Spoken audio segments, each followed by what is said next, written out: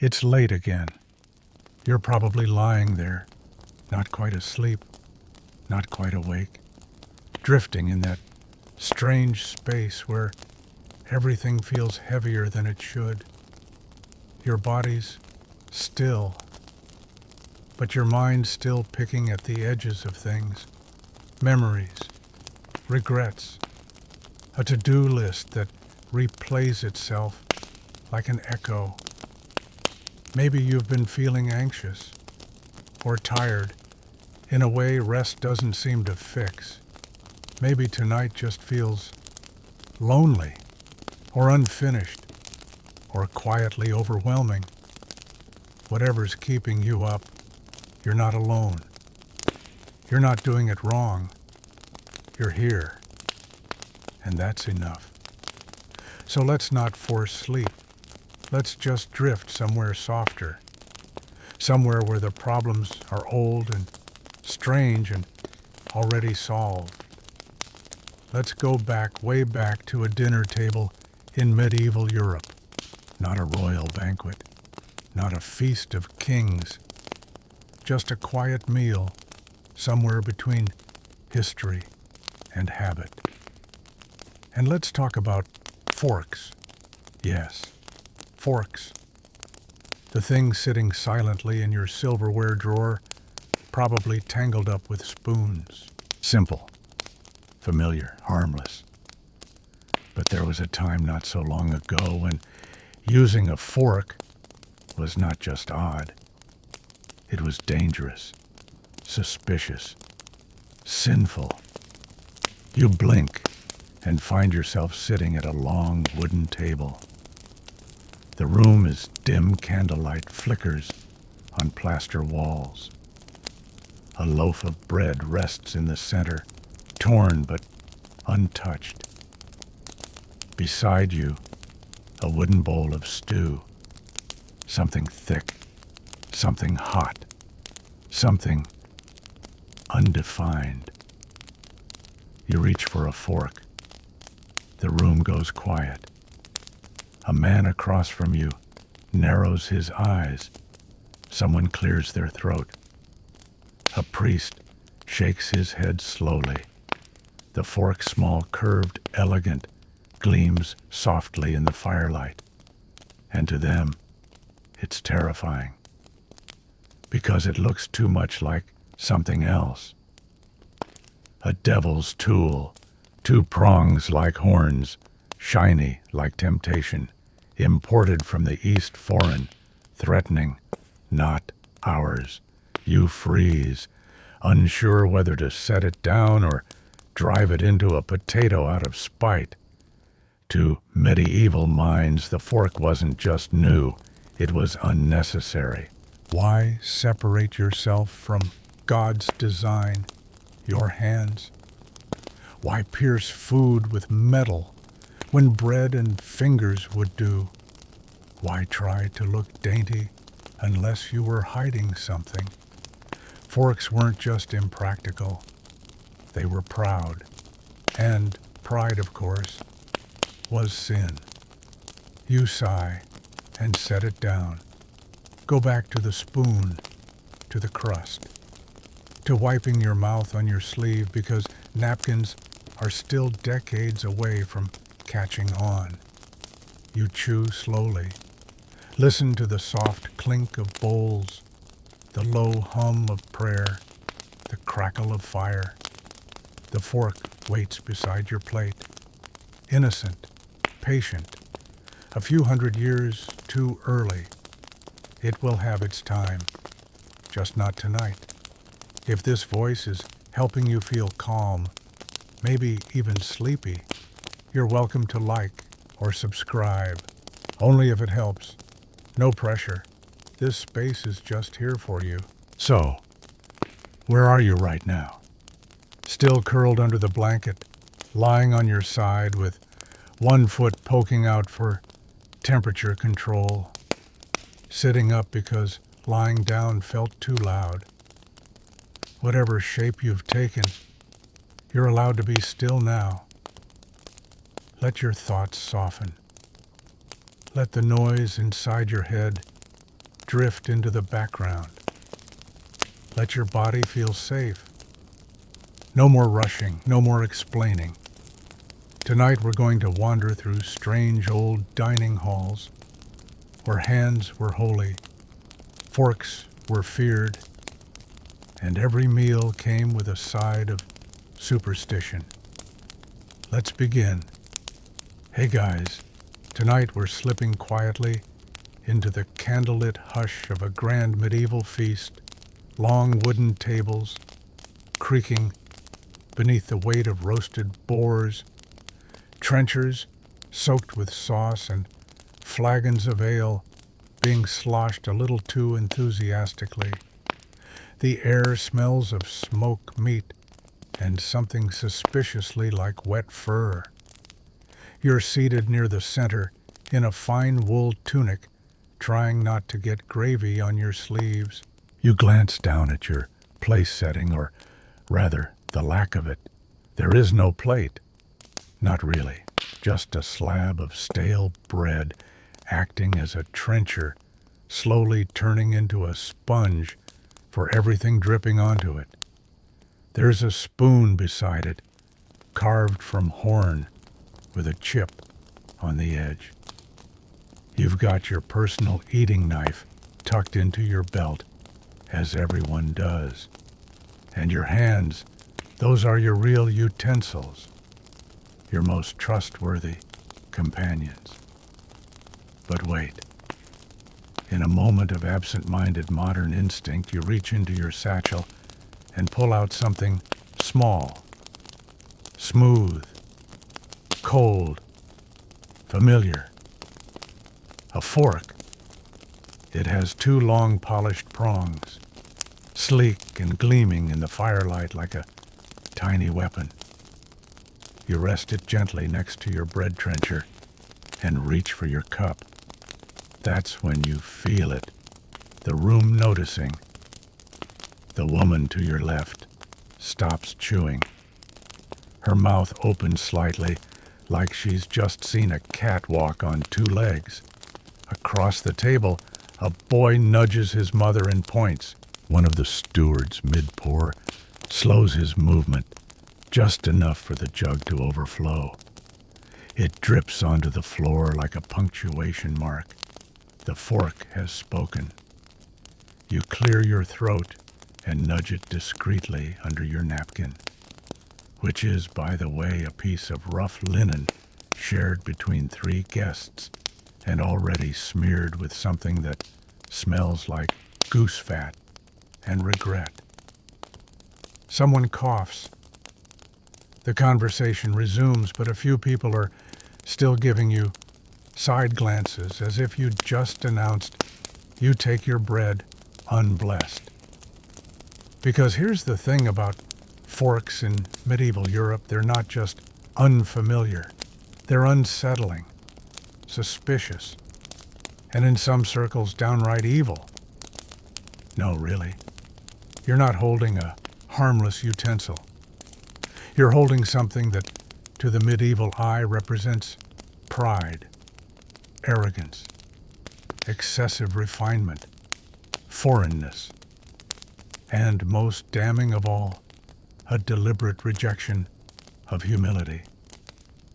People don't dislike the fork because it's new.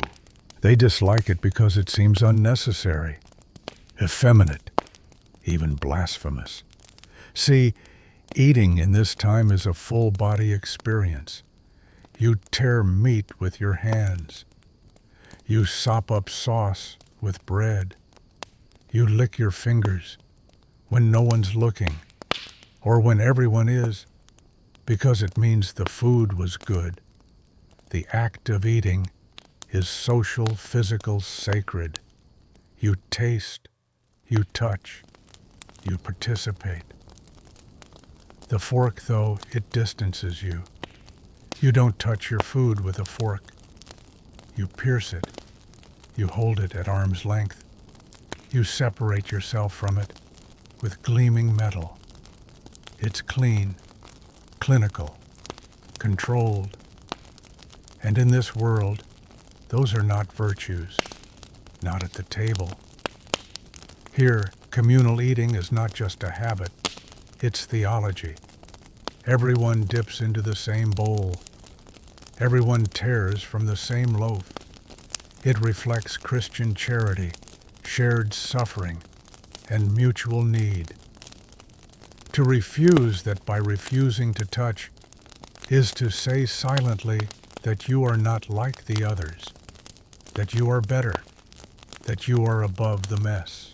Which is, of course, the opposite of what saints did. And there's something else. The fork doesn't just look strange, it looks familiar in the wrong way. A two-pronged piece of metal. It's hard not to see the resemblance to Satan's pitchfork. You're basically eating with a devil's tooth. That's not just poetic language. That's real fear. In one 11th century wedding, a Byzantine noblewoman used a fork made of gold. She lifted fruit from her plate without staining her fingers, her movements delicate to hin. The Venetian clergy were horrified. One declared that God had given us fingers for a reason, and those who rejected that gift must surely be rejecting the Creator himself. She died shortly after. Of illness, yes. But no one missed the connection. God punished her pride, they whispered, and thus the fork's reputation was sealed. It became a symbol of Eastern decadence, of effete luxury, of people who were too soft for real food, too clean for honest labor, too arrogant for humility. You shift in your seat and glance around the feast again. Everyone here is eating happily, loudly. Grease coats fingers. Bread sops up whatever didn't make it to the mouth the first time. You see a man wipe his hands on the sleeve of the man next to him, and no one seems to mind. They are not ashamed of the mess. They are proud of it. And in this moment you understand the fork is not just foreign, it's philosophical. It changes how you eat, how you interact, how you place yourself in relation to others. You look at your hands again. They're sticky, human, honest. You pick up your bread, dip it into the communal stew, and take a bite. It's hot, spicy, uncomfortably thick, but it tastes good, real, like something that came from a fire, not a silver tray. You wipe your fingers on your tunic and smile. The fork stays tucked under your napkin. For now. The next night you're invited to a quieter meal. Less feast, more private supper. Fewer people, softer lighting, but the tension's still there. The fire crackles in the hearth, casting shadows on the stone walls. You're seated beside a merchant's wife, hands folded, trying to behave. And across from you sits a woman, tall, pale, with rings on every finger, who, to your utter disbelief, reaches for her food using a fork. Not a kitchen tool, not something from the spit. A proper dining fork. Two long silver prongs, slender and wicked-looking, glinting in the firelight, like a saint's relic or a curse. She lifts a fig with it, slowly, daintily, places it on her plate. No one moves, no one speaks. It's not that they don't know what it is. They do. That's the problem. Because this woman isn't from around here. She's from the east, from Constantinople, if the gossip is true. And there, the fork has long since made its debut in the upper echelons of noble life. In Byzantine culture, a golden fork at dinner isn't unheard of, it's expected. But here in Western Europe, in polite Christian society, it's still considered a bit much. You glance around the table. Some guests are pretending not to notice. One man lifts a spoon and slurps pointedly. The woman continues eating unbothered, and that's what makes it worse, because it's not just what she's using, it's how. She isn't awkward, she isn't tentative. She wields the fork like it belongs there, like it's part of her hand, not an intruder. And to everyone else at the table, that's the real scandal, because medieval Europe is a place where modesty is a virtue and restraint is currency. And here sits a woman showing off her metal stick like she's never heard of humility. You lean toward the merchant's wife and whisper, "She's brave." She responds without looking up, "She's Byzantine," and that says everything. See, in the eyes of many Western Europeans, the Byzantines were already viewed with suspicion, too rich, too perfumed, too schooled in soft living. They wore silk when everyone else wore wool. They spoke Greek when Latin was the language of God.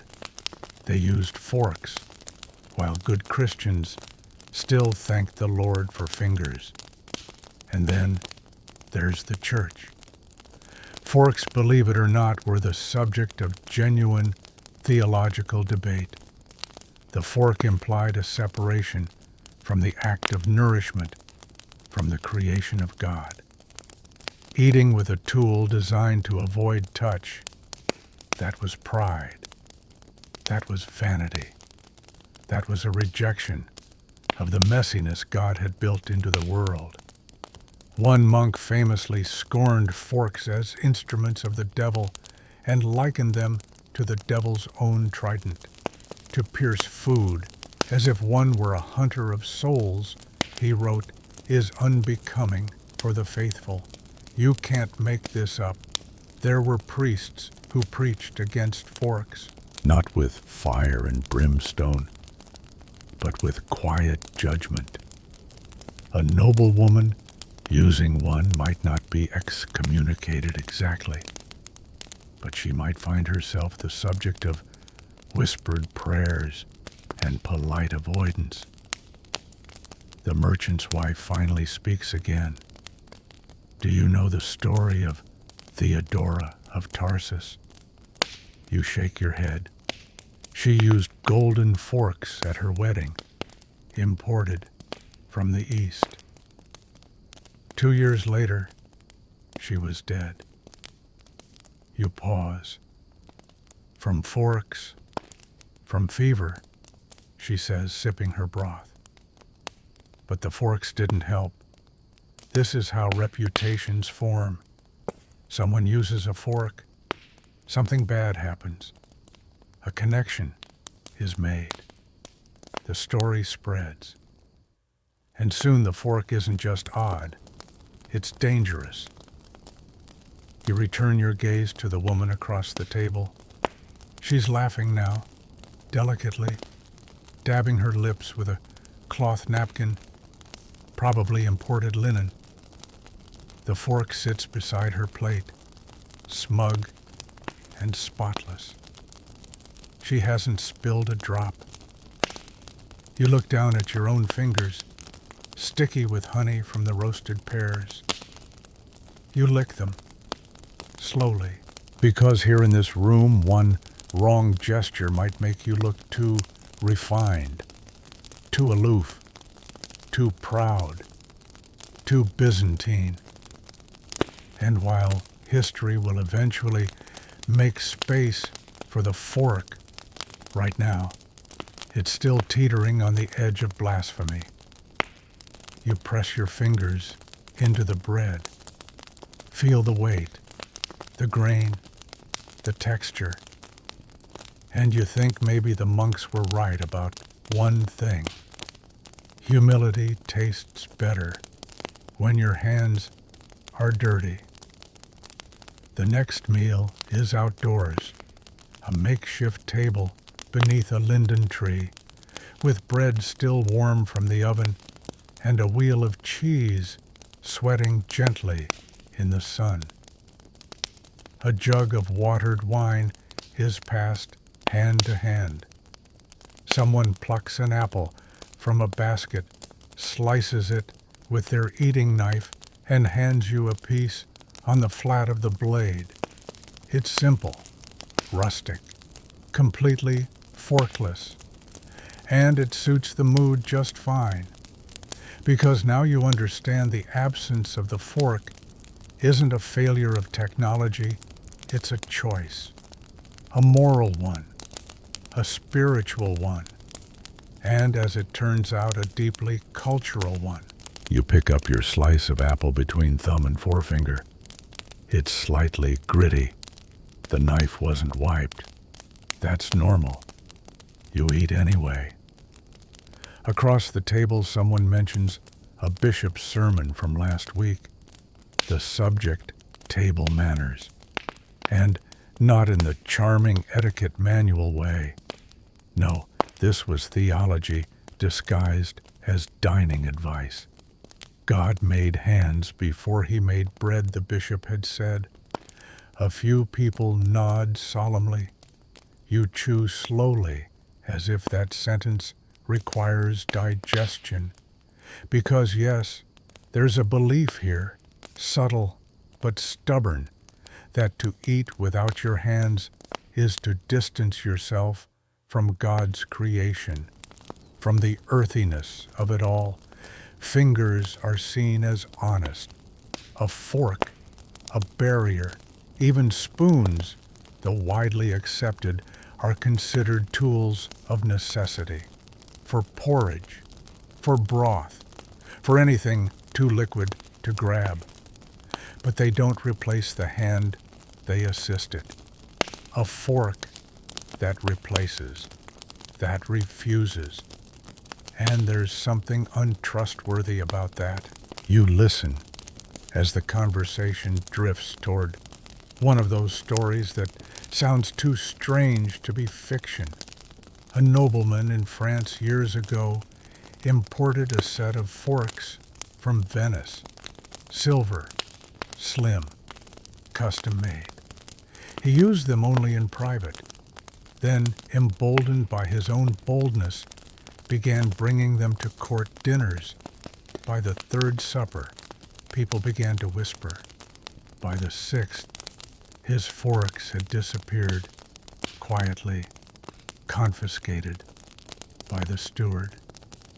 By the ninth, his wife was seen eating with her fingers, again, pinkies curled like apologies. He died a few months later. Not from forks, from fever. But no one separates the two.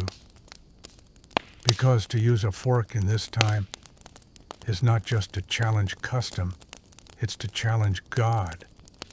And worse, it's to suggest you think you know better. The church has been watching, not officially, not always, but watching. Religious thinkers argue that the fork encourages vanity, that it helps you avoid the humble experience of eating as Christ did. That if the Savior broke bread with his hands, so should we. You try to picture Jesus using a fork and immediately realize it's impossible. That's the logic. Even saints are brought into the discussion.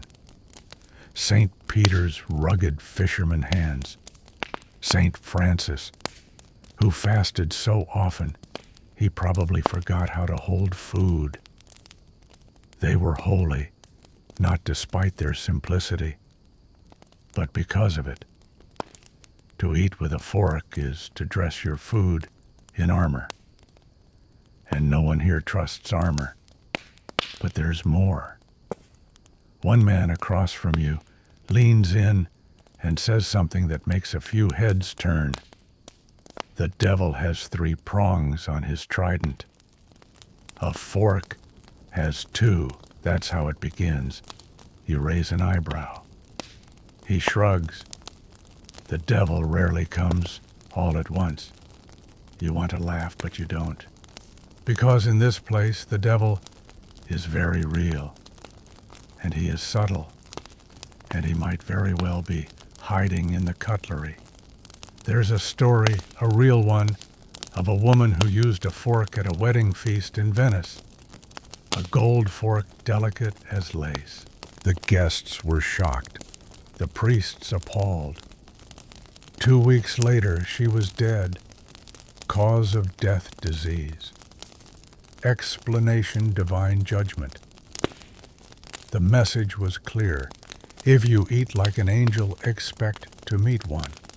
Or its opposite. You sip your wine now, slightly warm, and wonder what else people once feared.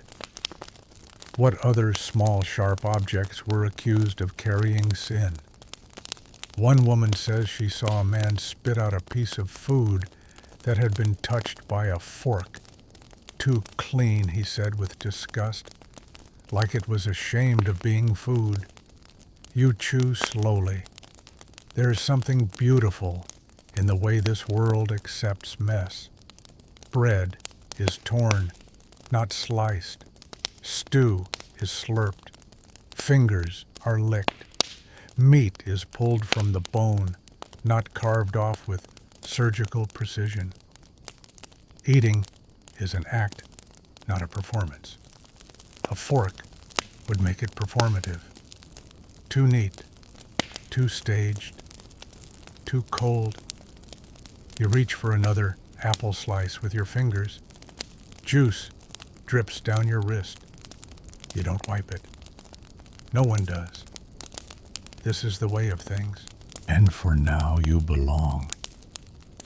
The next day you find yourself walking through a bustling market square.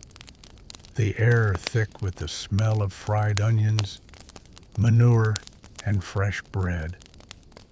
Around you, vendors shout about cabbages and salted fish, and somewhere off to your right, a pig is having a very bad afternoon. But you're following a lead. Word has it that the local abbey has received a visitor, an Italian scholar fresh off a boat and full of strange customs, including, allegedly, the use of a personal fork at meal times. You pause near a stall, selling wooden combs, pretending to examine them, while watching the entrance to the guest hall across the courtyard. The doors open. A robed figure steps out, tall, composed, and unmistakably foreign. You can tell by the shoes. Too soft, too clean.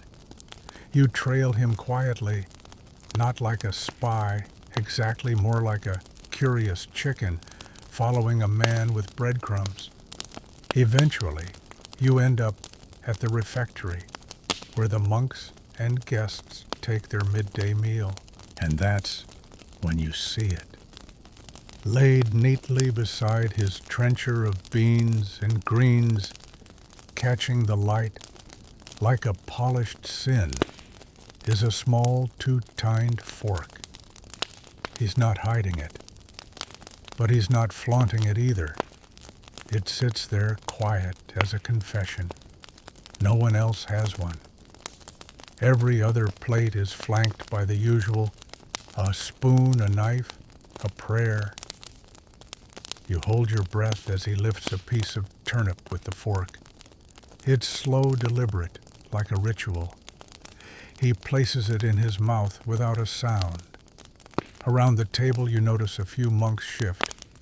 One coughs, another clears his throat too pointedly, but no one says a word.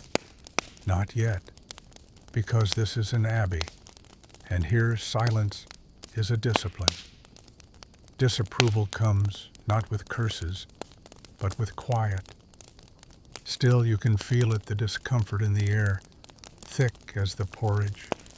Not because they fear the fork, but because they don't understand it.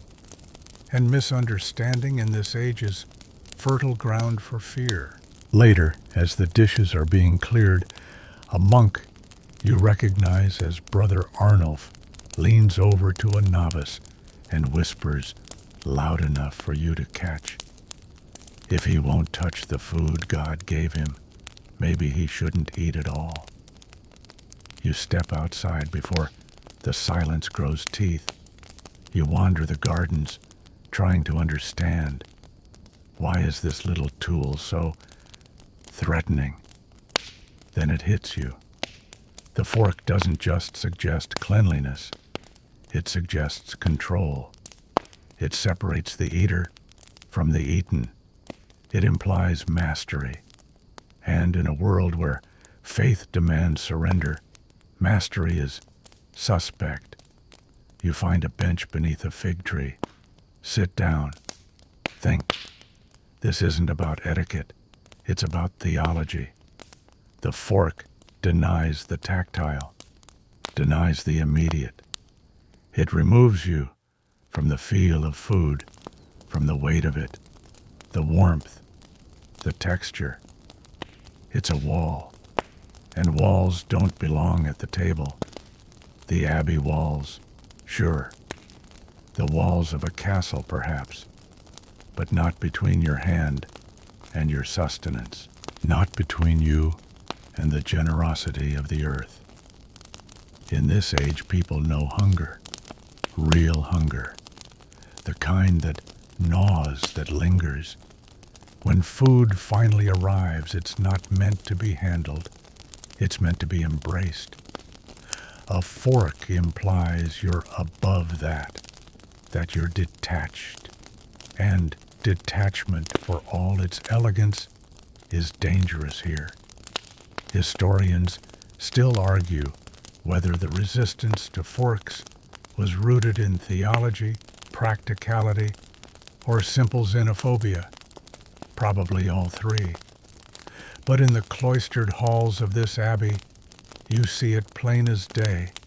The fork is unwelcome, not because it's evil, but because it's other. You stand brushing crumbs from your tunic. You don't hate forks. You're just learning the rules. Here to eat with your hands is to join the chain of life, soil, seed, harvest, hand, mouth. The fork breaks that chain, and no one trusts a break in the chain. As the bell tolls for afternoon prayer, you take one last look toward the refectory.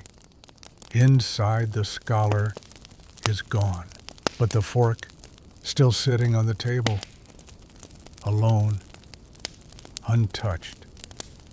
The next morning you find yourself at the edge of a muddy road, watching a line of servants unload supplies for the manor's kitchens.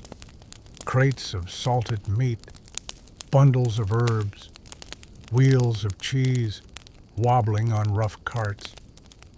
You follow the scent of rosemary and boiled bones through a narrow door. Around the side, the kind of entrance you only use when you're not noble enough for the front. You're in the scullery now, dark hot, clattering with pots and human voices. The cooks are yelling, the kitchen boys are running, and in the middle of it all, you see a flash of silver, a fork, but not the elegant Byzantine kind. This one's fat, crooked, with two uneven tines and a chipped handle. It's wedged into a lump of roast pork, acting more as a skewer than anything else. One cook grabs it by the handle and slams it into another cut of meat. No reverence, no scandal, just business. And suddenly the paradox becomes clear. In the kitchen, forks are fine, even helpful. No one here curses them. No one clutches their rosary. Because back here, behind closed doors, the fork is just another tool, like a ladle or a knife. The taboo only begins at the table. You duck as a kitchen boy rushes past with a basket of turnips, and you slip around the edge of the hearth to speak with one of the cooks, an older woman with soot on her cheeks and a voice like gravel. "Do you use forks much, you ask?" She snorts. "When we have 'em, good for spearing, bad for mouths." You tilt your head. "Why bad?" She shrugs. "It's not the food's fault. It ain't polite. You chew on that for a while, philosophically, not literally. Back here, no one's worried about Eastern decadence or theological implications. They're worried about getting 40 meals plated before the bell rings. And yet, they still don't eat with forks. You watch a boy take a bite of bread, wiping his nose with the same hand. Another steals a bit of cheese from a tray and ducks behind a barrel to chew in peace. No one's precious about hygiene. No one's aiming for elegance. So why not forks? Because here the line isn't about cleanliness, it's about class. The fork in public says, "I am above you. I don't need to touch my food. My fingers are not for labor. They're for rings and embroidery and writing Latin." The cook, her fingers are forged, burned, calloused, nimble from years of peeling turnips and beating dough. She doesn't want a fork. She wants dinner. You help peel a few carrots and think about how class sneaks its way into everything, even into cutlery. Later, when you pass through the manor again, you notice a servant polishing silver at the table. You pause. There, next to the goblets and knives, is a small velvet pouch. From it, he draws a fork. And this time, you notice the care. He wipes it gently, as if it were a relic. Sets it down with precise alignment. Checks its angle. Because now it's not a tool. It's a statement. A piece of theater. Something to be seen, not used. The upper class, when they do embrace forks, don't just use them. They stage them. They frame them. They whisper with them silently to their fellow diners, "Look how refined I am." Historians still debate whether the upper class adopted forks for function or fashion. Some say it was about hygiene. Others argue it was about power. But the cooks know the truth. No one here is scared of the fork. They're just suspicious of the people who insist on it. You take one last glance at the hearth before stepping back out into the courtyard, warm bread in hand. It's still delicious, even without silver between you and the crust. You wake to bells tolling in the distance somewhere between a summons and a scolding. The morning fog curls low over the fields, like a woolen blanket draped too close to the earth. Somewhere nearby, a rooster forgets what time it is and starts yelling again. You sigh. Breakfast is simpler here. Pottage, thickened with barley. Maybe a bit of salted pork if you're lucky. A slice of yesterday's bread. A piece of fruit if the trees are generous. But no forks. Of course. Today you're not headed to the manor or abbey, you're joining a wedding. A small village, one tucked between hedgerows and thatched roofs and the kind of gossip that moves faster than horses. You walk through muddy paths, your shoes soaking almost instantly, until you reach the gathering. There's music. Not great music, but enthusiastic. A few children are dancing near the edge of the crowd, and someone is roasting a whole lamb over a smoky fire pit that makes your eyes water. The bride wears a crown of herbs. The groom looks slightly terrified, and off to the side, a wooden table is being set with simple wooden bowls, slices of bread, hunks of cheese, and clay jugs of ale. It's rustic, it's joyful, and it is again entirely forkless. You stand next to an old man chewing on a radish and ask, "Have you ever used a fork?" He chuckles. "You mean those devil's antlers?" His grin is mostly gums. Nah, don't trust him. Food tastes better when you touch it. That might be a stretch, especially with the radish, but you get his point. You watch the newlyweds approach their table and begin their ceremonial first bite. Hands only. The bride laughs as the cheese crumbles. The groom wipes his fingers on his tunic. It's not uncouth. It's human. And in moments like these, the fork doesn't feel like progress. It feels like distance, like a velvet rope between the eater and the experience. You sit on a nearby stump with your own hunk of bread and roast lamb, letting the juice run down your wrist.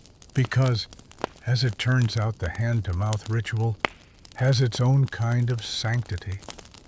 There's a moment during the feast when someone, a traveler from the next village over, pulls out a strange little utensil, a fork, wooden, clumsy, clearly homemade. He jabs a bit of lamb with it and brings it to his mouth, and just like that, the conversation around him slows, not stops, just slows, like everyone's ears are tilting in his direction. Then a young woman leans in and says, "What you too good for your fingers?" He laughs it off, says it's for his teeth, too sensitive for bone picking. But you can feel the skepticism in the air. It's not hostility, just wariness. Because to bring a fork to a wedding feast is to say something. You're not sure what, but they are. And in a world where symbols matter, where shoes mean status and sleeve length means virtue, your cutlery choices are no small thing. Historians still argue whether such social pressure delayed fork adoption or was merely a symptom of broader resistance to change. But as you watch the traveler eventually set his fork down, defeated by side eyes and smirks, you suspect the truth is simpler.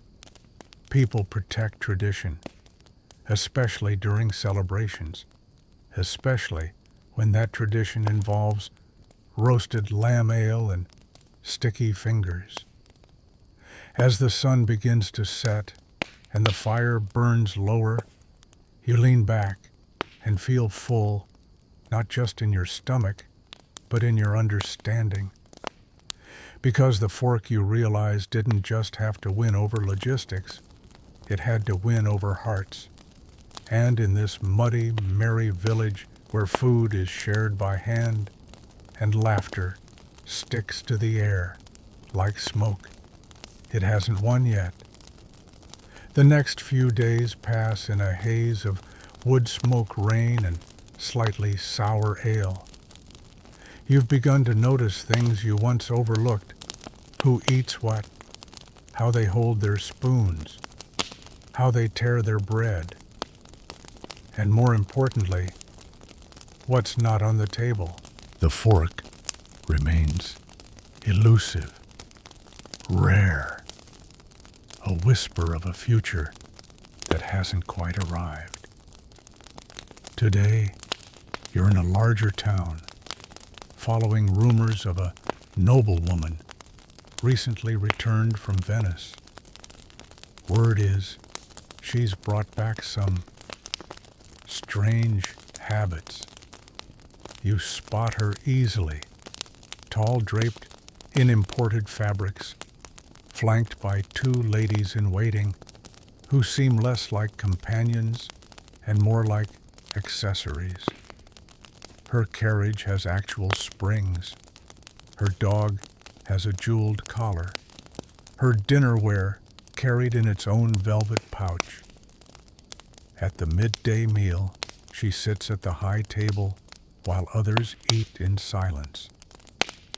The servants place her food before her: pomegranate seeds, roasted partridge, pickled walnuts. And then, ceremoniously, she pulls it out. The fork, gold-tined, delicate, two prongs like fangs gleaming. She uses it slowly, precisely, like a needle through silk. The movement is quiet, but impossible to ignore. Below at the common tables, heads tilt. Forks. Here, it's unsettling. Not just because it's unfamiliar, but because it demands something. Distance, decorum, clean hands. An older knight squints. She eats like a bird, he mutters. Someone else replies, a vain bird. You don't laugh. You're too busy watching the fork cut through a slice of quince. It's graceful, sure. Elegant, even. But it's also defiant. And that's the point. The fork in this context is not about practicality. It's about power. The noblewoman isn't trying to be neat. She's making a statement. Look at me. I'm not you. I don't tear meat with my hands. I don't suck juice from the bone. I eat in straight lines. Even here, centuries before dining etiquette becomes a full-blown science. The message is clear. This fork isn't a utensil. It's armor. Historians still argue whether aristocratic women were the main drivers of fork adoption or simply early adopters influenced by Eastern cultures. But in this hall today, there's no debate. She is the future. Polished, foreign, and just a little smug. And it rattles people. Later that evening, you overhear the local priest muttering about the pride of foreign tools and how God gave us hands for a reason. He's clearly disturbed not just by the fork, but by what it represents: change, autonomy, and a slippery slope away from humility. You sip from a chipped clay cup and wonder why shouldn't people eat how they want? Because eating like worship is public, and public behavior always invites judgment. The fork didn't need to be functional. It needed to feel dangerous. And here in this candlelit hall full of wary eyes and clinking spoons, it does. You slip outside into the cool night, the stars bright over slate rooftops. In the quiet, you mimic the noblewoman's fork movements in the air, like a puppet show for no one. It's elegant, but also lonely. Because even the most gilded fork can't teach a table how to forgive difference. The morning fog doesn't lift. It simply thins enough to let you see the outlines of the chapel rising ahead. This is a Benedictine monastery perched on a hill just far enough from town to feel like another world. The bells ring differently here, slower, heavier, like they're pulling time itself forward by hand. You've come seeking records, or at least gossip about religious views on cutlery, because by now it's clear forks didn't just struggle against habit or class, they clashed with belief. Inside the cloister, it smells of beeswax, old stone, and damp parchment. A monk with astonishingly bushy eyebrows leads you to the scriptorium, where another monk is bent over a Latin manuscript, copying by candlelight, even though it's not that dark. Monks love a bit of drama. You pose your question carefully. Were forks ever forbidden? He pauses, blinks slowly. You mean the heretical prongs? Oh, so that's a yes. He goes on tracing a line across the page with an ink-stained finger. In Florence, a woman once ate with a fork of gold. She died of plague. It was seen as punishment for her pride. Right. Because clearly, plague never hits non-fork users. You nod solemnly. Inside your sarcasm is rolling its eyes. He explains further the early church viewed bodily humility as virtuous. Eating was supposed to be simple, earthy, human. Forks, with their dainty mannerisms and obvious separation between hand and food, felt like spiritual arrogance. God gave you fingers.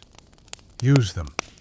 Historians still argue how widespread this anti-fork sentiment really was. Some claim it was exaggerated by later chroniclers.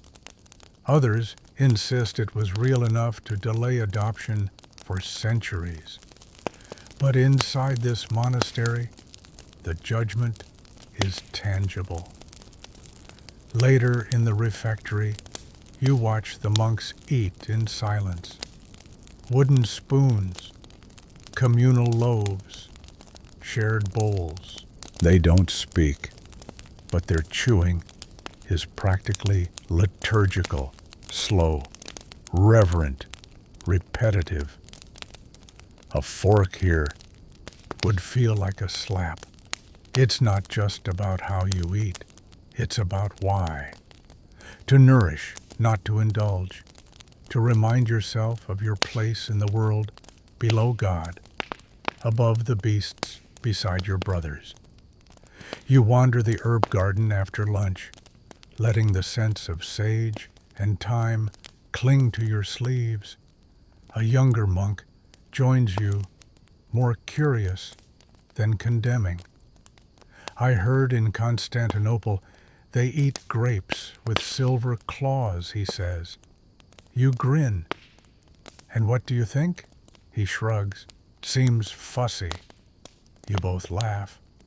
But then he adds, though I suppose, some things are meant to be admired, even if not imitated. You wonder if the fork could ever be just that. A thing admired but not adopted. A foreign trinket. A harmless oddity. But history doesn't really allow for neutral ground. And in a world where even bread can be sacrament, a fork isn't just metal. It's meaning.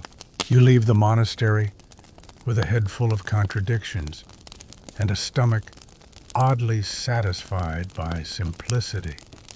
Because sometimes humility tastes better than prestige, especially when it's eaten with your hands. By now your hands are starting to feel like ancient tools themselves, sticky from honeyed wine crusted with breadcrumbs, forever in need of a rinse you never quite get. But that's how most of medieval Europe eats, directly, unfiltered, messily connected to their food. You find yourself in a bustling town square where a feast is being prepared. Not for nobles, not for clergy. This one's for tradesmen, apprentices, maybe a wandering minstrel or two who haven't been kicked out yet. And the cutlery situation. Let's just say it's BYOS. Bring your own spoon. No forks, of course, but spoons and knives, definitely. Some people wear theirs on a belt loop. Others pull them from sheaths like daggers. You watch a burly cooper sharpen his blade on a stone right next to a salted trout, like he's prepping for both dinner and a duel. You settle on a bench near a pair of elderly women, trading gossip and onions. One hands you a crust of bread with a smile and says, "If God wanted us to eat with twigs, he'd have put 'em on our hands." It's not a bad point. The food is hearty, and communal bowls of bean stew, rough slabs of cheese, baskets of boiled eggs, and cured meats, hacked apart with shared knives. You dip your bread directly into the stew, then lick your fingers. And in this context, the absence of a fork isn't a gap, it's a feature. Meals like this are built around touch, around trust. Everyone shares food space and occasionally spit. Historians note that in this era, dining wasn't about privacy. It was about presence. You ate with people, not beside them. And the fork that would have added a barrier, another wall, in a world already full of them. Even the layout of the table reflects this ethos. No individual plates, just trenchers made of stale bread or wooden planks passed and reused. The stew flows from a central bowl. The idea of poking your portion apart from someone else's with a fork would have seemed uptight, suspicious even. You sit back chewing slowly and reflect the fork didn't just need to be functional, it had to make emotional sense. And right now, in this moment of shared bread and belly laughs, it doesn't. Later, a traveling merchant joins the bench. His tunic is stitched with foreign patterns, and he speaks with a lilting accent. When he unwraps his dinner, he uses a small two-pronged tool, a fork. There's a hush, just for a beat. Then someone snorts. "Look at this guy, too good for stew fingers." The merchant smiles. "Where I come from, we use this for figs. Keeps the syrup off the beard." That gets a laugh, and just like that, the tension breaks. But still, he tucks the fork away quickly, like it's contraband, like it's not worth the trouble. Historians still argue whether peasants resisted forks out of loyalty to tradition or simply didn't have access. But here, among potters and bakers and old women with soup-stained aprons, it's clear nobody needs a fork. They need food and kinship and a good laugh and maybe, just maybe, a nap. You stretch your legs under the table, wipe your hands on your tunic, and raise your cup to stew, to spoons, and to sticky fingers that know where they belong. You spend the next few days traveling with a group of tanners and weavers, women mostly wrapped in layers of wool and laughter, their hands always busy, always stained with the soft grime of honest work. It's easy to blend in, easy to listen. And one night, around a smoky fire outside a village church, the topic turns oddly to forks. I heard they make your soul crooked, says one woman, twisting a thread between her fingers like it's the stem of an idea. Another snorts. No, they make you barren, like the metal pulls the heat out of your womb. You blink. There's laughter, but it's uneasy. These are half jokes. Quarter jokes, really, because behind each one is something older, sharper, a suspicion. And that suspicion tonight seems especially focused on women. You notice it creeping in more often now. Forks, not just as foreign or fussy, but as feminine, as decadent, as signs of vanity. The logic is squishy, sure, but it shows up in sermons and side-eyes alike. One monk once wrote that women using forks were trying to deny the natural humility of the body. Another chronicler described them as proud of their white hands, as if cleanliness was a sin in itself. Historians still argue whether this gendered paranoia was deliberate or just a side effect of the broader distrust of new customs. But it's hard to ignore the pattern. When the fork appears, the judgment tends to fall hardest on women, especially rich women, especially foreign rich women. You picture that Venetian noblewoman again, all gold and posture, and suddenly you realize she didn't just introduce a new eating tool. She introduced a threat, not to religion, not even to hygiene, to control. Because if a woman can choose how she eats gracefully, independently, without needing to be served, what else might she choose? That perhaps is the real fear. You watch as one of the younger girls, maybe 15, dares to imitate fork motions with 2 small sticks. She giggles, stabbing her bread like it's a performance. The older women hush her gently, not angrily, but urgently. Not yet, they seem to say. Not here. Even now, the fork is more than metal. It's symbol of class, of gender, of what kind of woman you are or aren't.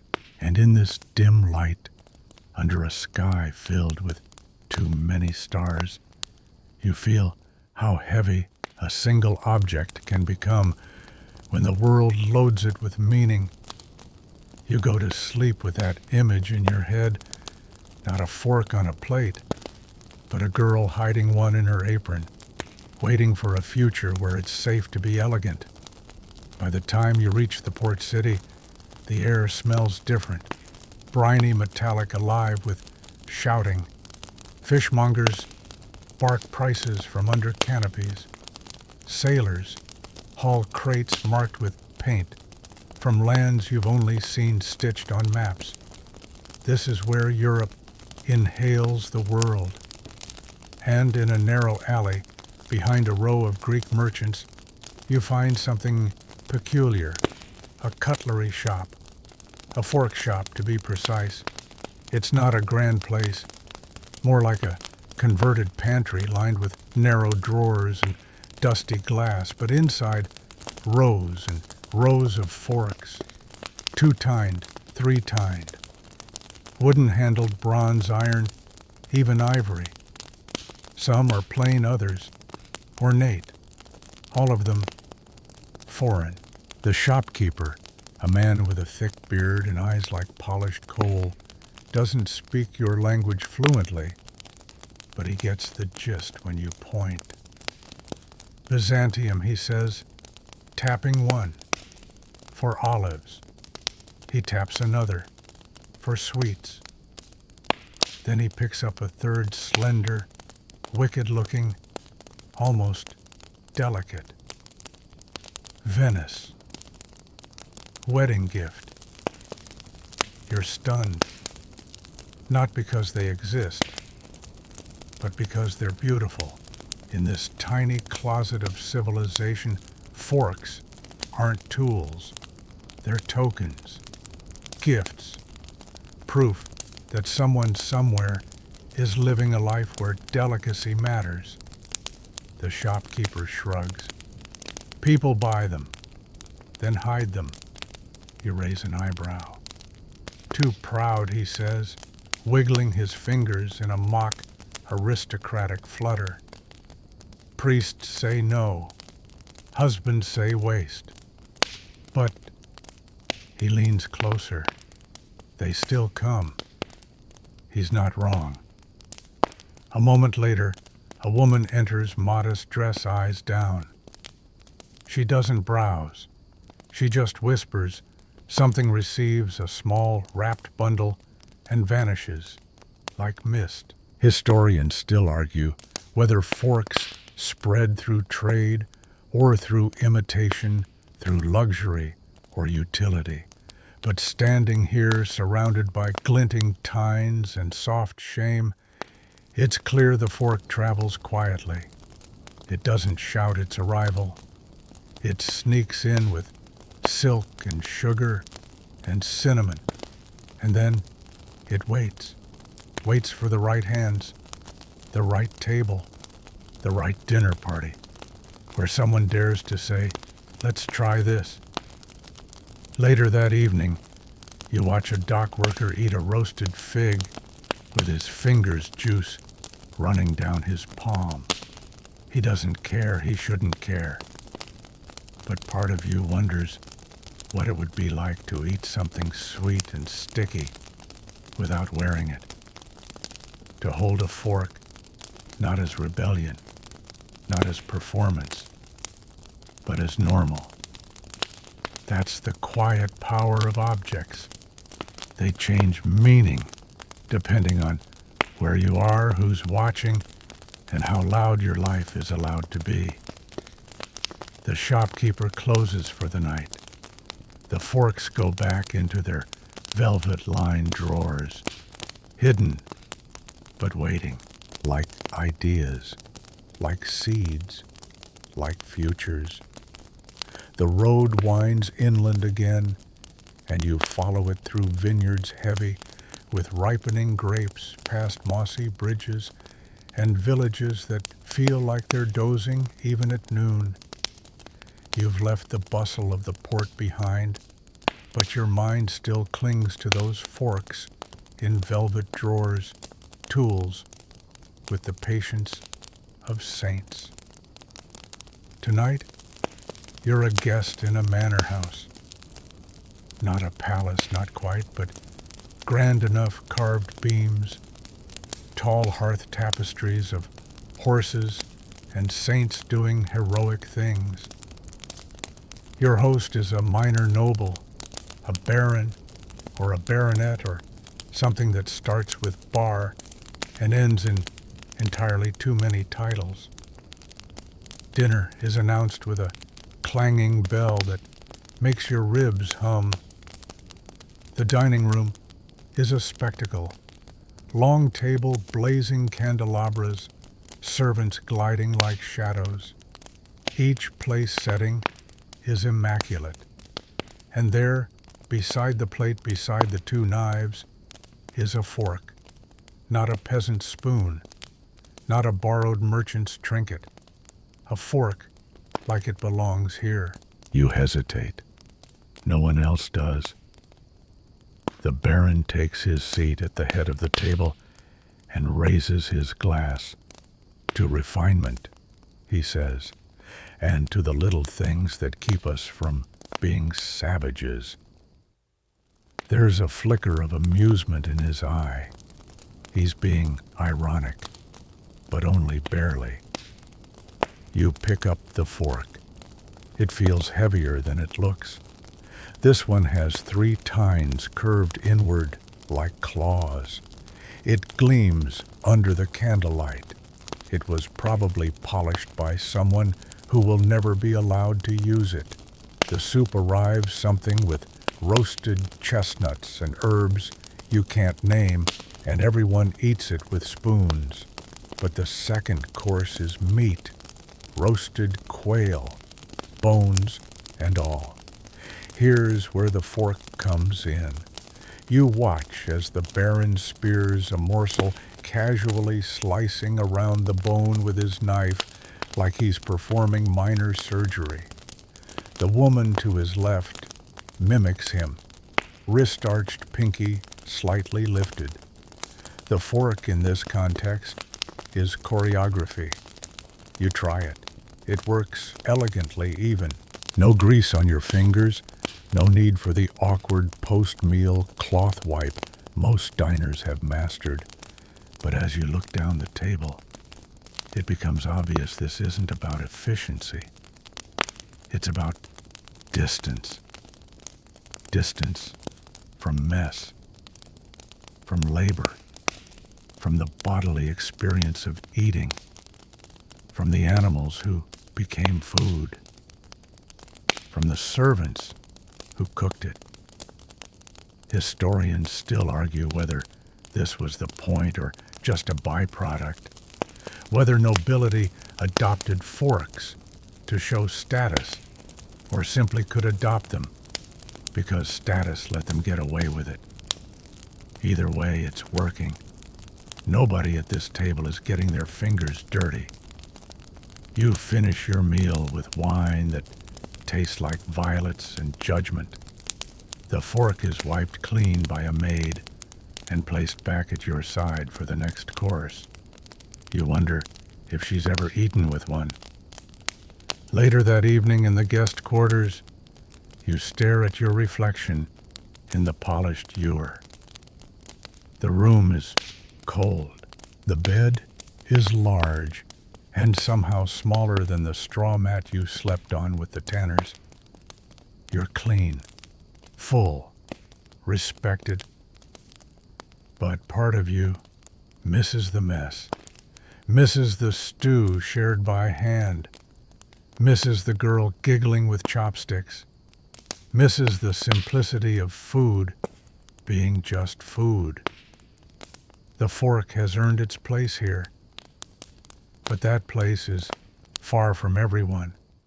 You leave the manor house before dawn, slipping past a yawning stable boy and a rooster who's clearly had too much to drink. Back on the road, the air is sharp with morning and wood smoke. You've eaten like a noble, and now it's time to walk like a pilgrim. Along the dusty path, you join a group of travelers heading toward a cathedral town, merchants, monks, beggars, and a single apothecary with a donkey that's somehow louder than everyone else combined. Over the next few days, you share meals under trees and in roadside inns. Bread and cheese, beans and herbs, no forks, just fingers, knives, spoons if you're lucky. And still the conversations drift. Even here in the dirt, the fork is making itself known.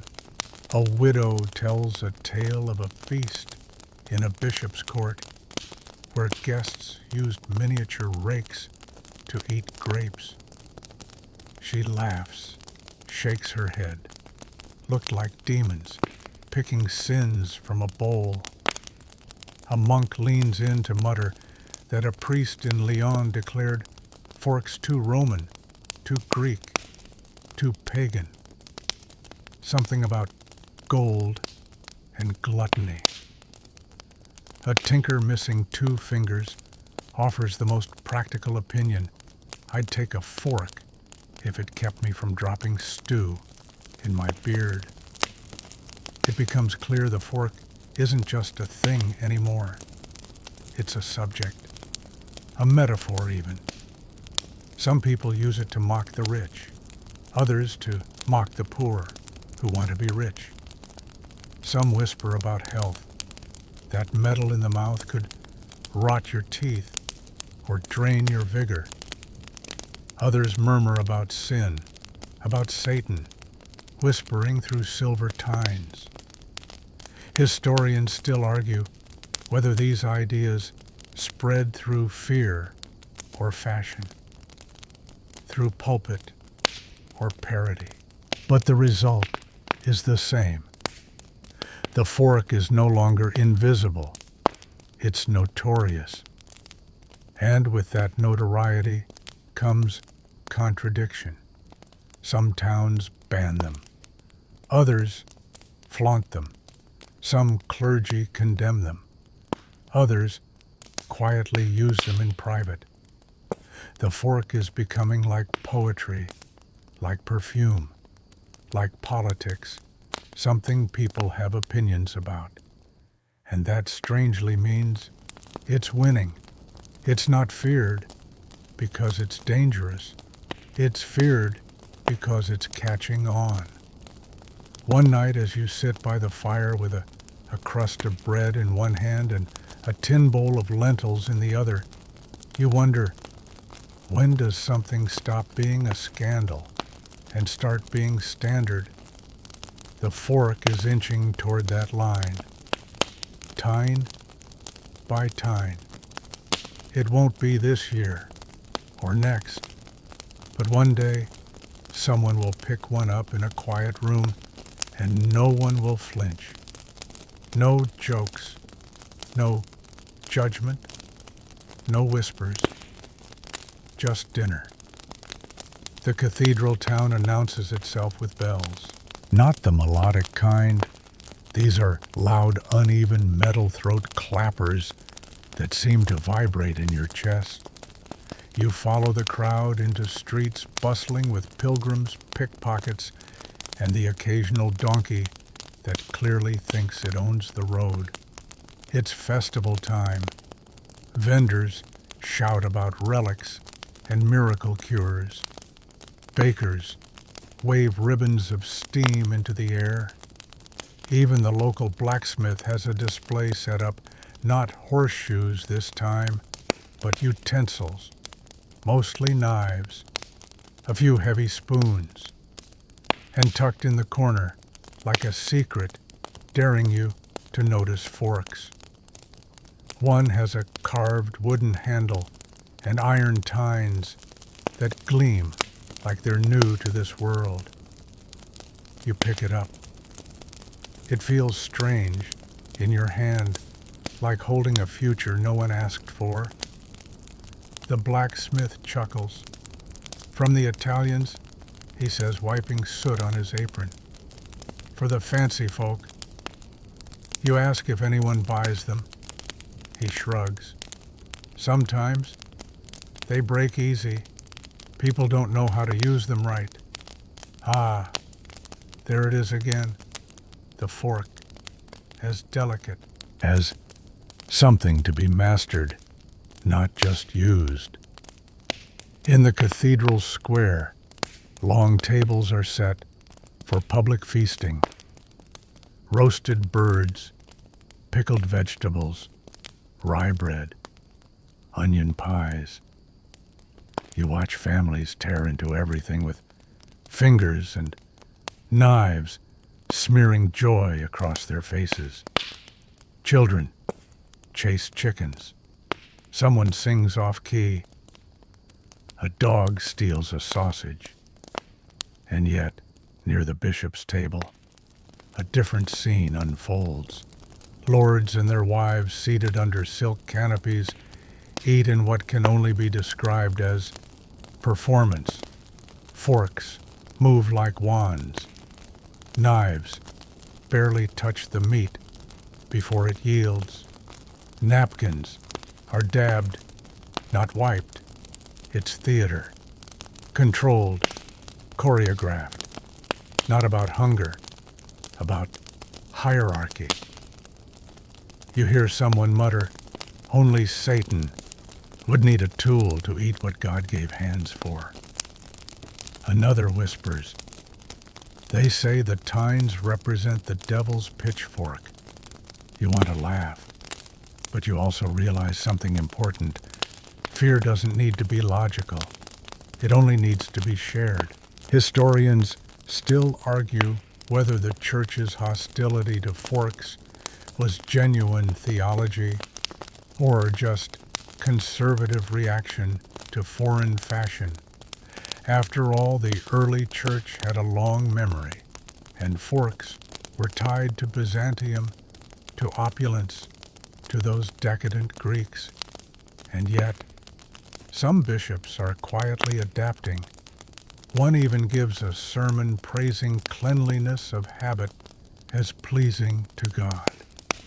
Subtle, sure, but not meaningless. The fork, it seems, has defenders in unlikely places. You wander the town's back alleys as dusk settles.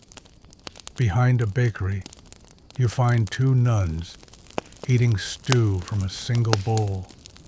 One uses her fingers, the other a small curved fork. Neither says a word about it. Sometimes change arrives not in declarations, but in moments like this, quiet, practical, unnoticed. You look up at the cathedral's spire, silhouetted against the soft purple sky, and wonder if something as small as a fork can cause all this fuss. What else are we still afraid to try? You leave the cathedral town with a fork tucked into your pack. Not stolen, just gifted quietly from that same soot-covered blacksmith. He handed it to you without ceremony. "Try it," he said. "If they burn you for it, I'll carve the steak myself." You think it was a joke? Probably. Back on the road, you join a merchant caravan heading north. Their carts creak under the weight of fabrics, wine barrels and spices, sealed tighter than secrets. You ride with a weaver named Corin, whose fingers never stop moving, even as he walks. Hands like these, he says, don't need forks. Still, one night when the stew is particularly greasy, he watches you use yours, doesn't say a word, just watches. Later, he grins. "Wouldn't mind one of those. My wife hates when I come home smelling like lamb fat." You offer to show him how it works. He declines, but with less certainty than before. That's how it happens, isn't it? Not by mandate, not with trumpet fanfare or papal decree. Just one tired traveler, using a tool. One tired observer, watching, then wondering. Somewhere along this route you meet a tinker who tells you about a noblewoman 3 towns over who refuses to eat without her fork, even at home. Her cook hides it out of spite, he says, but she finds it every time. And a laundress swears she's seen forks passed between hands at night markets, wrapped like relics, she says, like contraband or holy bones. You even overhear a priest muttering to a fellow cleric, they've started carving them from bone. They say it's natural. Clever devils. Historians still argue whether it was love of cleanliness or sheer stubborn fashion that pushed the fork into more homes. But as the weeks pass, you notice it more and more.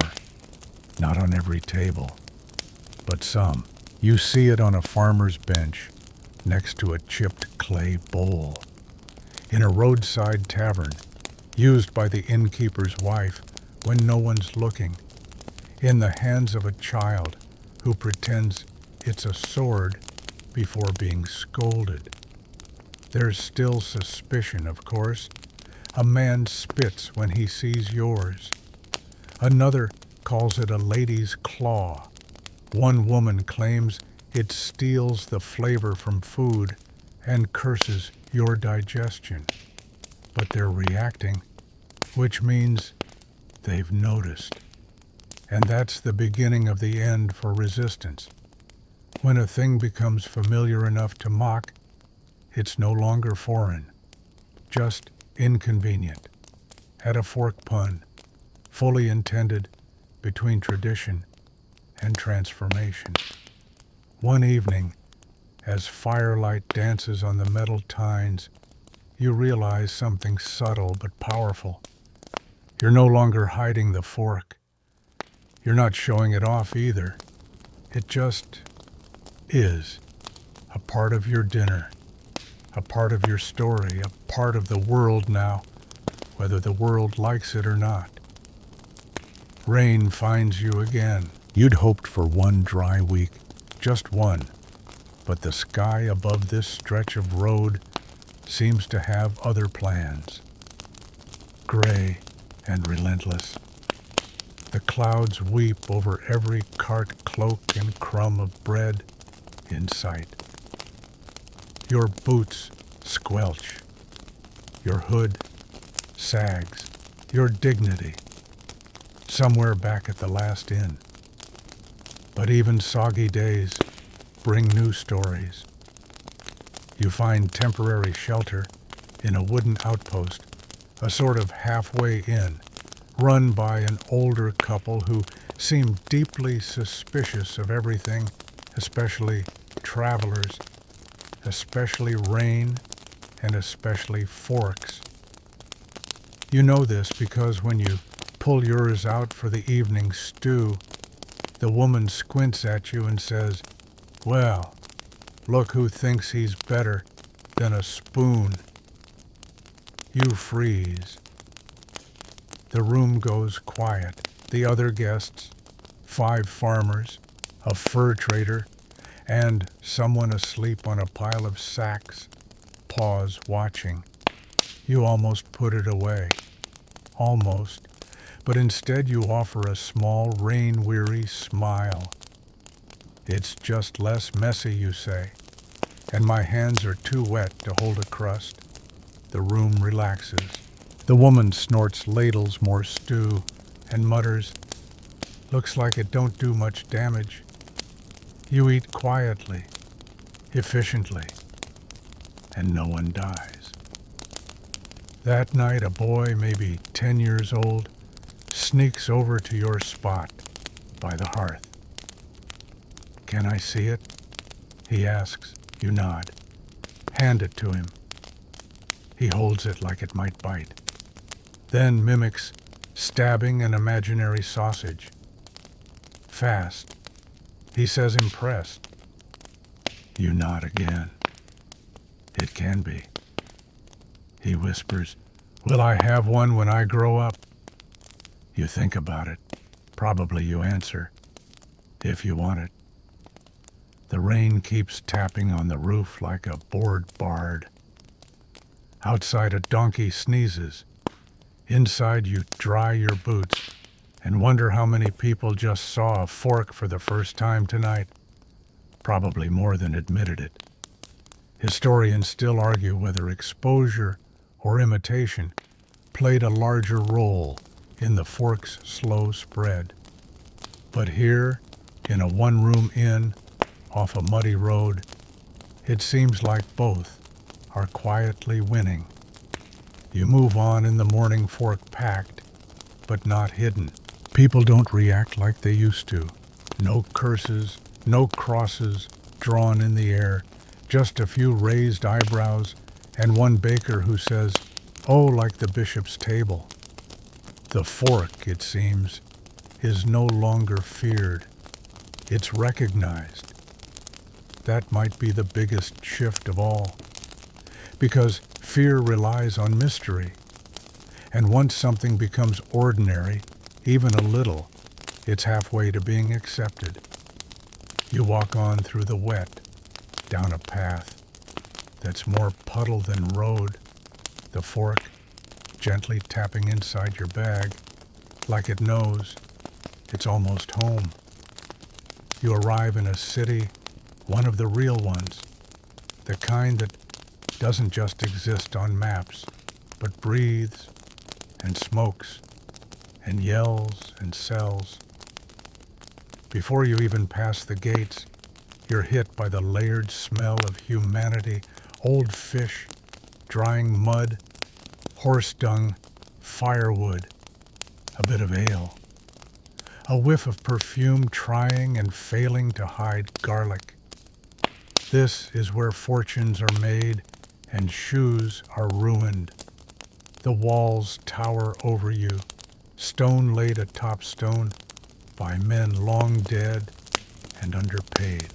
A wooden drawbridge creaks as carts rumble in wheels, bouncing over uneven planks. Guards lounge near the arch, bored and half wet from the lingering drizzle. No one stops you. The crowd is thick, and you're not remarkable. You carry a fork.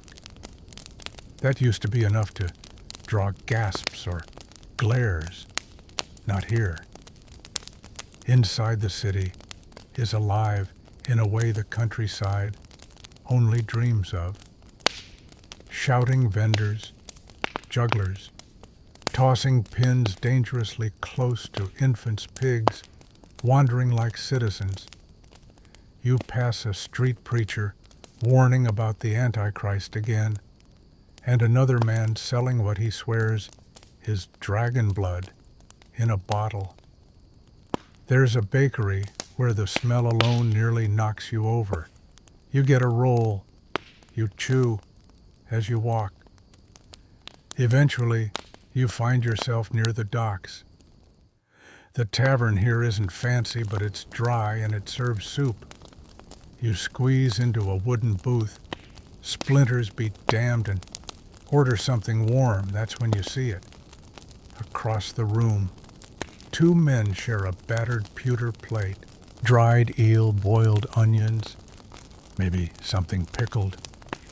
One of them is using a fork, just using it, not flaunting, not hiding, just eating. You stare, not in horror, not in fear, in amazement. He lifts pieces with ease, talks as he chews, gesturing with his free hand. It's casual, it's natural, it's normal. You're so stunned that you drop your spoon into your lap. The barkeep rolls his eyes. First time near a dock pilgrim, he says, plopping a bowl in front of you. Something greenish floats on top. Get used to it. You nod, mutter thanks, and retrieve your fork from your bag. It's warm from your body heat, familiar. You use it. No one stares. Well, except the cat. But the cat has been judging you since you walked in. As the soup cools, a merchant slides onto the bench beside you, nods once, and says, "Better than fingers, right?" You nod again. He leans closer. "Italian silver. Got a set of 8. Only use 'em when I host. Makes the guests think I'm noble." "Are you?" you ask. He grins. "No, but they believe it for a night." You laugh. He does too. Then he says, "Wanna buy one?" That's the moment it clicks. Forks are no longer just objects. They're currency, their status, their leverage. Later, you wander the market. It stretches like a snake, each stall a new temptation. Spices, textiles, oddities. Then, near a spice cellar, and a man selling dried frogs, you spot them. A cutlery stand. Wooden forks carved with vines. Bone forks etched with initials. Pewter forks dull and noble-looking, Even one fork with 3 tines instead of 2, luxury the vendor claims. From the east, he whispers, through Venice, touched by cardinals. You ask how much? For you, he says, 3 silver, or 2 if you throw in a story. You don't buy, but you do listen. He tells you of a noblewoman who refused to eat with her hands, insisted on forks for every dish. The priest called it pride, said it insulted God's gifts. She died of a stomach ailment, he says, lowering his voice. Some say the priest cursed her. Others say it was undercooked lamb.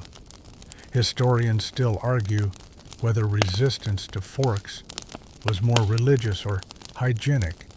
Some say it was superstition. Others blame sermons. A few even suggest it was simple economics. Spoons were cheaper. You keep walking. At a baker's stall, the girl behind the bread watches you, watching a customer delicately use a fork to lift a sample of fruit tart. You're not from here, she says. No, she smiles. Don't stab. Lift makes you look gentler. You raise an eyebrow. And that matters, she shrugs. Depends who's watching. That night, you find shelter with a family who rents a room above their shop. They offer stew bread, and yes, a fork, just one, shared among them. They take turns. The father uses it to eat carrots. The mother sticks with her spoon.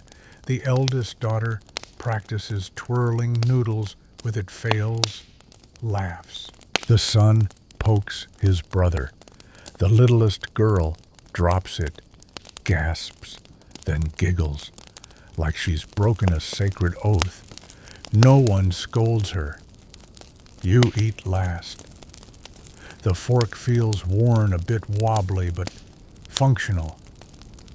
In that room, surrounded by candlelight and warmth, and the occasional slosh of broth, the fork loses its mystique. It's not magic. It's not scandal. It's just helpful.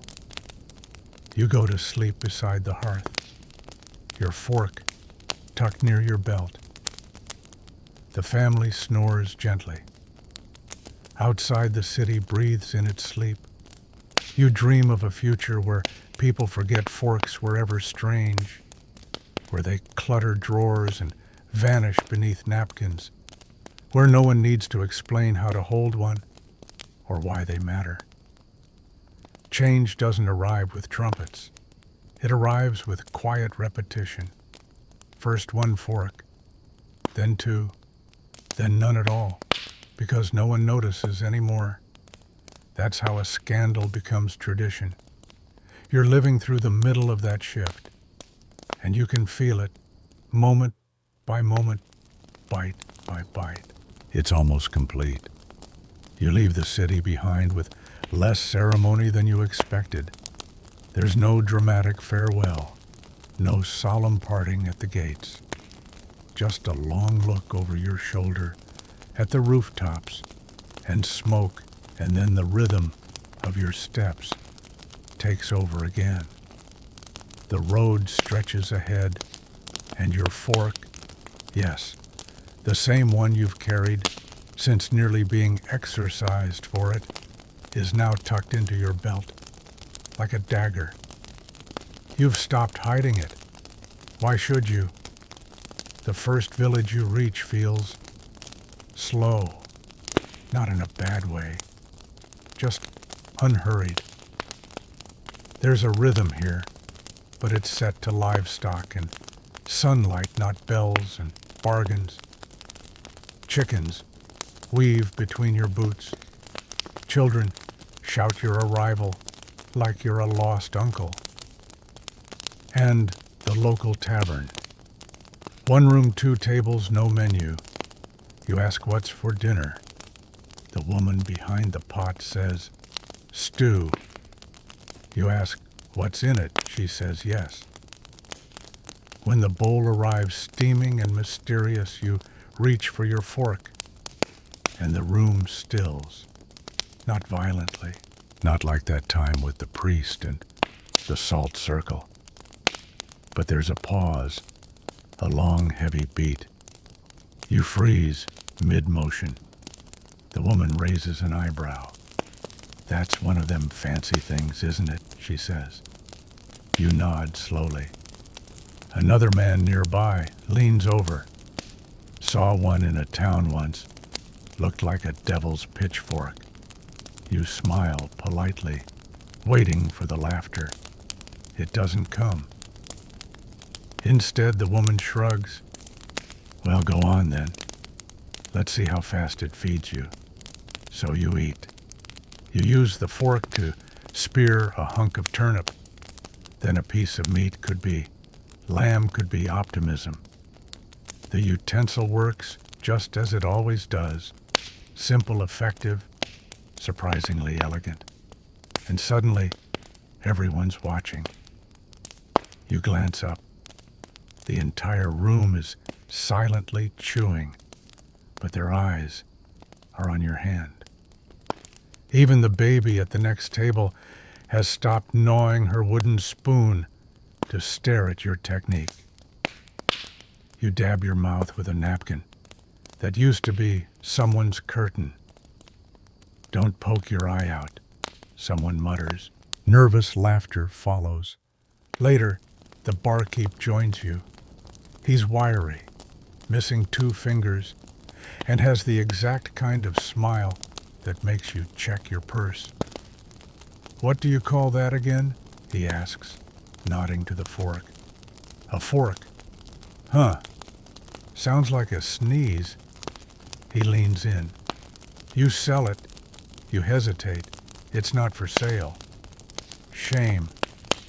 Bet the blacksmith could copy it." You raise an eyebrow. He grins. "What, I'm just thinking ahead. People'll pay for a clean way to eat." You leave that night with your fork intact, but your influence, it seems, already spreading. The next morning you spot the blacksmith hammering at something suspiciously tine-like on his anvil. A young boy holds a stick with notches carved into one end, mimicking your dinner moves in the dirt. Historians still debate how rural areas adopted utensils. Some say it trickled from the cities, others argue it came with traveling merchants or wandering pilgrims who happened to eat stew with fancy things. You walk on. In the next village, your fork draws less attention. A girl offers to trade you a honey cake for it. You decline but share a bite. It's dry, but her smile makes up for it. In a barn, you meet a traveling monk who claims he's seen forks in the east with 4 prongs. He makes the sign of the cross after saying so. Not in fear, just reverence. I think he whispers, "We're at the edge of something big." "Forks," you ask, amused. "Change," he replies. And he's right, because now you're noticing them. Not everywhere, not common, but not rare either. In homes where bread is shared, you might see a crude wooden fork passed along. At a feast in a lord's manor, you watch a squire fumble with one like he's dueling a fish. In the marketplace, a vendor now sells them beside spoons, and you hear people discuss them not as threats or luxuries, but as options. That's how revolutions begin, isn't it? Not with battles, with options, and slowly, with the kind of gentle inevitability that no one notices until it's too late, the fork becomes normal. Still debated, still joked about, but normal.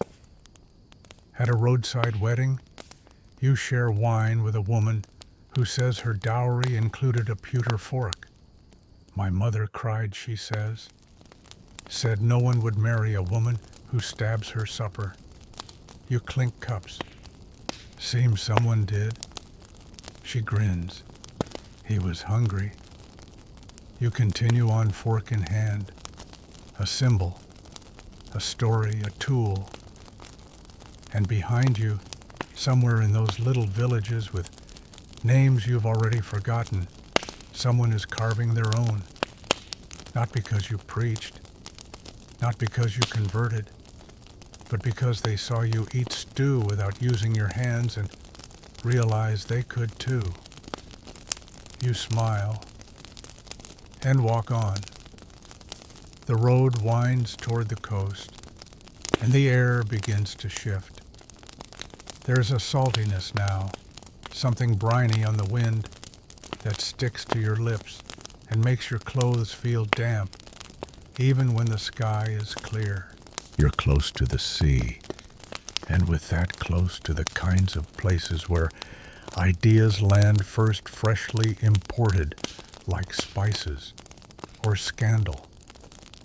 Ports are strange intersections, one part gossip, one part infection, one part cultural revolution.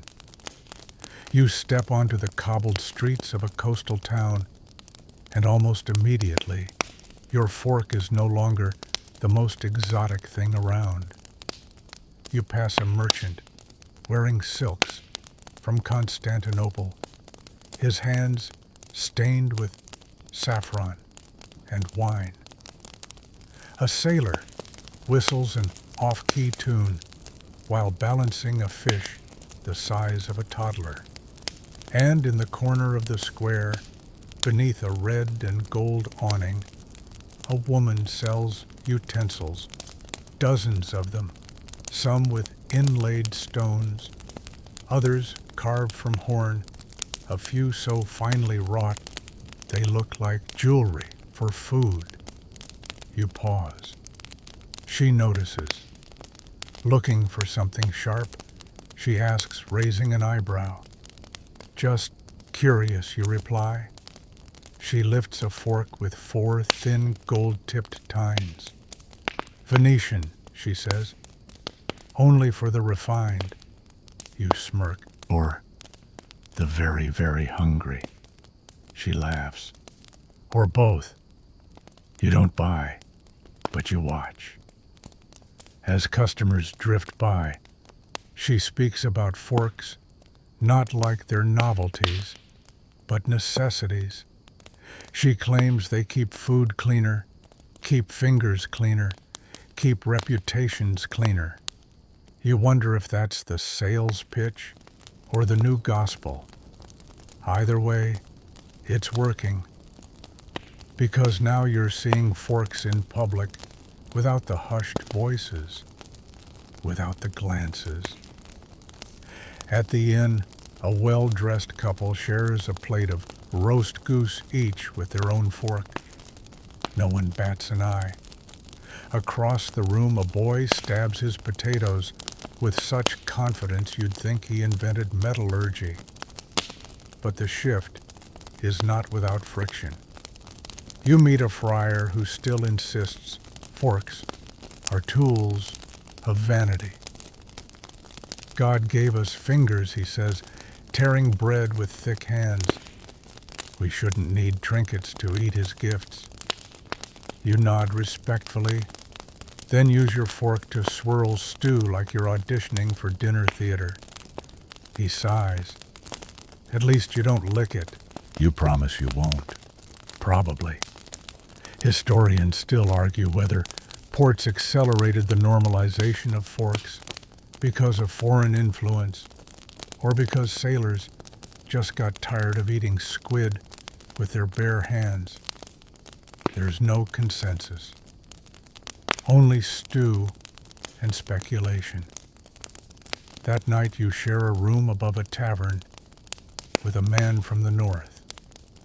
He talks about a feast he attended where everyone used forks. He says it felt civilized. Then he shrugs, or pretentious. I haven't decided yet. You lie awake listening to the ocean. Waves thud against the docks. Gulls complain. A dog barks 3 times and then forgets what it was upset about. You stare at the ceiling and think about how something so small, a sliver of metal with prongs, has started a quiet evolution. You remember that first village, the priest with his sermon, the stew that turned cold while you defended your cutlery. And now in this coastal town, a fork sits next to your plate, like it belongs there. Change didn't ask permission. It just showed up. In the morning, the town feels fresher, cleaner. Not because anything's changed overnight, but because you have. You pass a shop window and spot a little sign, new shipment forks of all kinds. Below it, a child's drawing of someone smiling with a fork in hand. It's crude, endearing, and oddly revolutionary. In the square, a juggler tosses 3 forks into the air, catching each by the handle. A few years ago, this would have been a stunt. Now it's just entertainment. You leave town through the east gate, the one lined with apple trees. The sun is behind you, and the road glows gold. Your fork taps lightly against your belt with every step. A rhythm, a reminder. You pass travelers. Some nod. Some ask questions. One woman older, cloaked in deep green wool, stops and says, "I've been meaning to try one of those. Are they worth it?" You smile. "Only if you plan on eating." She chuckles, thanks you, and continues on her way. You walk a little taller after that, not because you started a movement, but because you know you were part of one.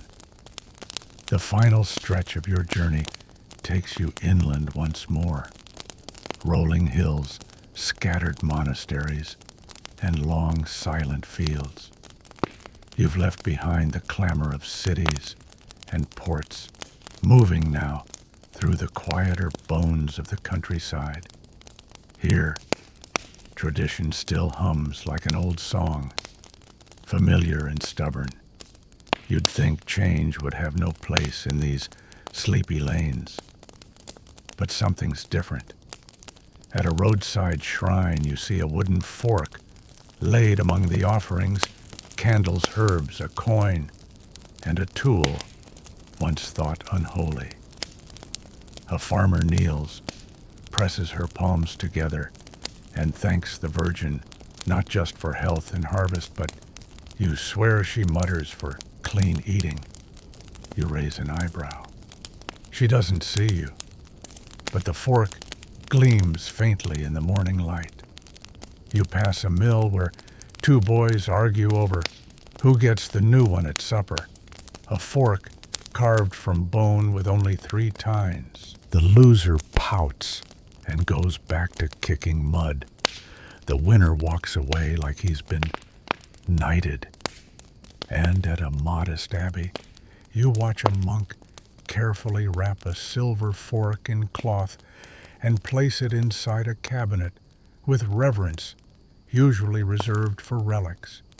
He catches your eye and shrugs. "It belonged to an archbishop," he says. "We think he used it to eat pears, sliced carefully." Historians still debate whether the church's eventual softening toward forks came from practicality pressure or some quiet dinner miracle where a bishop realized his robe stayed clean. Likely it was all 3. You visit an old friend in a village tucked beside a vineyard. She doesn't greet you with astonishment, just a smile. And when dinner is served, cheese bread, pickled onions, She sets a fork beside your plate without comment. It's made of pewter, slightly bent, clearly used. You ask if she likes it, cuts down on napkins. She says, grinning. Later that evening, you sit beneath a fig tree and look at the stars. You think about how forks weren't welcomed all at once, how they had to slip past superstition, sermon, and status, how some still call them strange. And yet, they're here, ubiquitous, unremarkable, quietly triumphant. You imagine someone 100 years from now holding a fork and never once thinking of the battles it fought to earn its place at the table.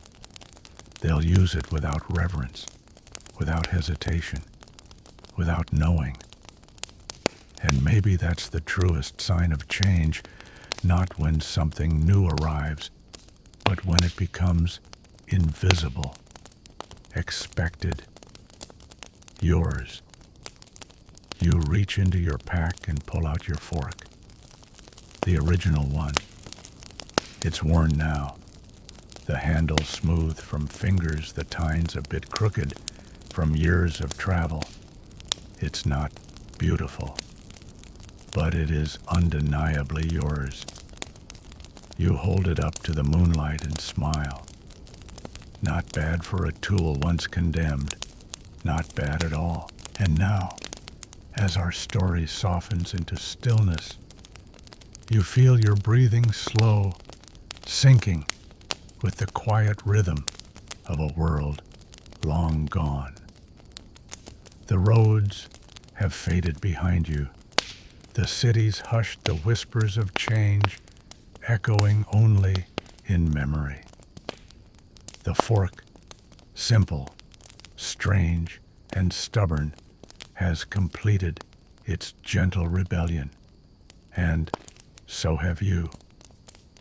You picture the candlelit tables of the past bowls, steaming hands, hesitant, new habits unfolding beside old fears. You remember the laughter, the silence, the raised eyebrows, and the quiet acceptance that followed. The journey wasn't about a utensil. Not really. It was about how even the smallest things, one meal, one choice, one person, can shift the story. And now you rest. The stars above you hum like lullabies, soft and eternal.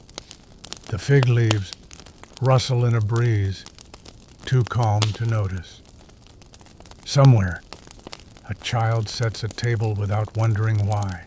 A baker kneads dough, a merchant packs silks, and in the heart of a sleepy village, a fork rests beside a plate, silent, ordinary, victorious. Let your body melt into stillness. Let your thoughts blur like ink on a fading page. The journey is done.